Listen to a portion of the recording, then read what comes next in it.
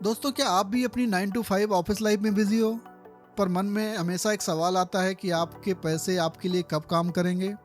दोस्तों, मैं भी यही सोचता था जब तक मैंने अपनी इन्वेस्टमेंट जर्नी को सिंप्लीफाई नहीं किया, और इसी जर्नी से मुझे पर्सपेक्टिव मिला स्मार्ट मनी, स्मार्ट लाइफ और स्मार्ट फ्यूचर का। मैं हूं नवनीत, एक IT professional, project manager by profession और 9 to 5 इन्वेस्टर बाय चॉइस। अब आप सोच रहे होंगे, एक आईटी प्रोफेशनल फाइनेंस के बारे में क्यों बात कर रहा है?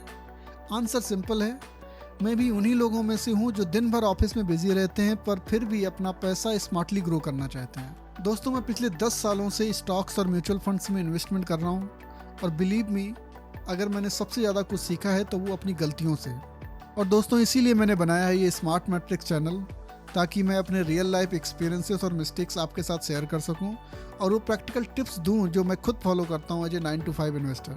मैं कोई फाइनेंशियल एक्सपर्ट नहीं हूं, मैं हूं एक कॉमन इन्वेस्टर जिसने अपनी गलतियों से सीखा है ताकि वो गलतियां आपको ना करना पड़े। इस चैनल पर आपको गेट रिच क्विक टिप्स बिल्कुल भी नहीं मिलने वाली।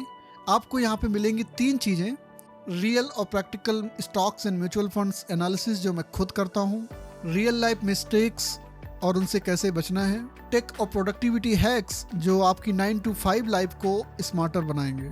और हाँ, आगे के वीडियोस में हम स्टेप बाय स्टेप कवर करेंगे इमरजेंसी फंड, SIP, इंश्योरेंस, डाइवर्सिफिकेशंस और वो सारे फंडामेंटल्स जो स्मार्ट इन्वेस्टर को आने ही चाहिए। दोस्तों, मुझे पता है आप सभी 9 to 5 ऑफिस जॉब में बिजी रहते हैं, बट बिलीव मी, अगर आप थोड़ा सा स्मार्टली सोचेंगे तो आप अपनी लाइफ, पैसा और टेक्नोलॉजी तीनों को बेटर मैनेज कर सकते हैं।